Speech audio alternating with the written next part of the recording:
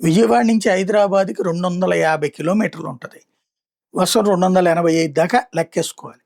అంటే దగ్గర దగ్గరగా 4 గంటలు, 5 గంటలు పడతది. మధ్యలో ఆగటం ఇట్లాంటియి. బట్ 3:30 గంటల్లోనే ప్రైవేట్ ట్రావెల్స్ బస్సు వెళ్ళిపోతుంది. ఆర్‌టీసీ బస్సు 4:30 గంటలు పడుతుంది. మిగతాది ఇటు తిరుపతికి వెళ్ళేటటువంటి సందర్భంలో 7 గంటలు పట్టేటటువంటిది 9 గంటలు ఆర్‌టీసీదైతే 7 గంటల్లోనే ప్రైవేట్ ట్రావెల్స్ బస్సులు వెళ్ళిపోతాయి. ఎందుకంటే 100, 120, 140 కిలోమీటర్ల వేగంతో ఆ బస్సులు నడుస్తుంటాయి. అంత వేగంతో బస్సులు వెళ్తున్నప్పుడు గబక్కన ఎవరన్నా అడ్డం వచ్చినప్పుడు ఆపలేక వాళ్ళు యాక్సిడెంట్‌లో ప్రాణాలు కోల్పోతుంది. లేదా ఏదన్నా అడ్డొచ్చినప్పుడు ఈ బస్సును ఆపే ప్రయత్నంలో ఇవి ప్రమాదాల బారిన పడుతున్నటువంటి సందర్భాలు ఉన్నాయి. కాబట్టి బస్సులకు సంబంధించి కేంద్ర ప్రభుత్వం 80 కిలోమీటర్లకి మించిన స్పీడ్ ఉండకూడదు అన్నటువంటి ఆదేశాలని ఇప్పుడు ఆంధ్రప్రదేశ్‌లో అమలు చేస్తున్నారు.